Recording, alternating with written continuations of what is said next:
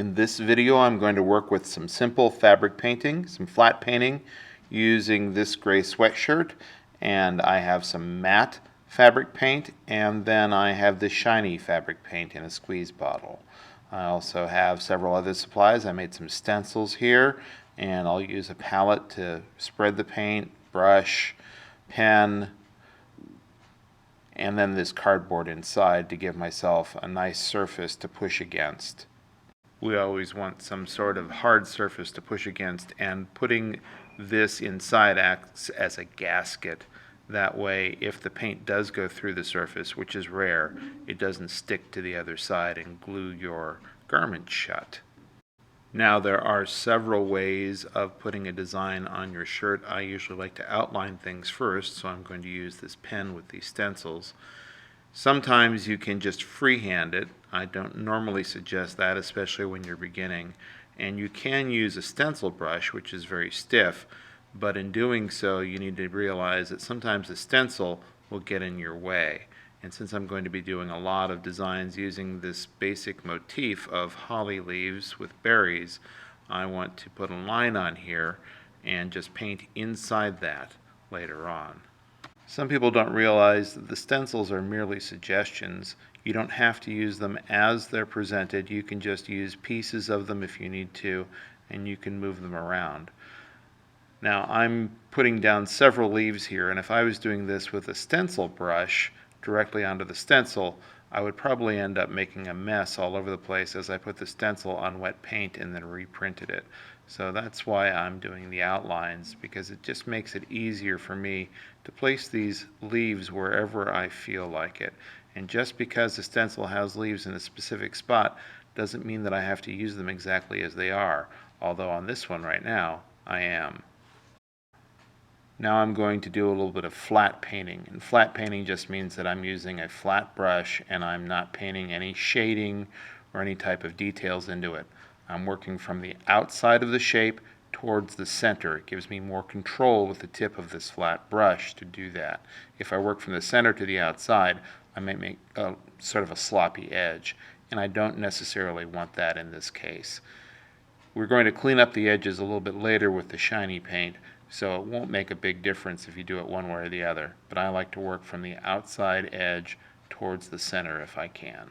I also want to point out here that if you put your fingers in the paint or you drag your hand through it and then you put it back down on the fabric, it could end up printing back onto the fabric, and the paint is very difficult to get out of the fabric. If it happens, let the paint dry and try to scrape it off. Don't try to clean it up and push it farther into the fabric if that happens. If I was using the stencils now with a stencil brush, that would be a big problem, because the stencils will reprint just like my hand will, but I won't notice it nearly as quickly as I would with my fingers. Now that I painted the green on here, I'm going to the red berries, and I'm going to put that paint on fairly thick. Now this is the same sort of matte paint that you'll find on the green leaves. I know it looks shiny now, but it will turn matte when it dries. And the berries are red highlights in this case, putting it on thick so that the black lines don't show through so easily. Finally, I'm going to use this shiny paint in a squeeze bottle, and I'm going to use it almost like a pen. You have to squeeze it out slowly, and a little line is formed. And I'm going to use that to outline the leaves.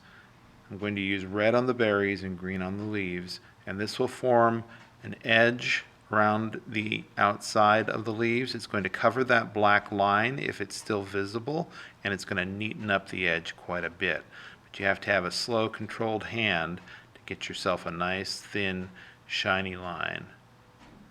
This will dry shiny and look different than the matte paint. I'm also going to put up the center of the leaf, one of the ribs or veins in the leaf, and then I'm going to put little ribs and veins that go towards the pointy, sharp edges of the leaves as well, and they're going to go up in sort of a V pattern to give it the idea that there are veins within the leaf, and I think it makes it look more leaf-like in the end.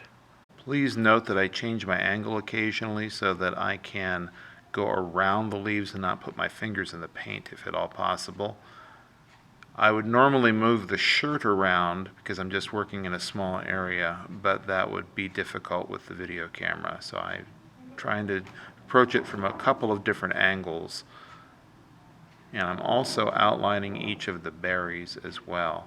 And I did a couple of the berries and then I go back to leaves just because it makes it easier for me to do one area and then another, and I'm not necessarily dragging my hand through a whole bunch of stuff as I go through. So leaf berries, leaf berries, leaf berries. I have shiny paint in both red and green. I normally like to give paint like this a good 24 hours to dry, but about half that time was probably effective. This is just the front collar. I could do this back collar next. Any part that I can lay upwards, I can do all at once if I want to. Otherwise, I can do opposite sides by keeping the cardboard inside or putting new pieces in and flipping it over once the paint on the other side is dry. You don't want to touch the paint until it's not going to smudge or smear.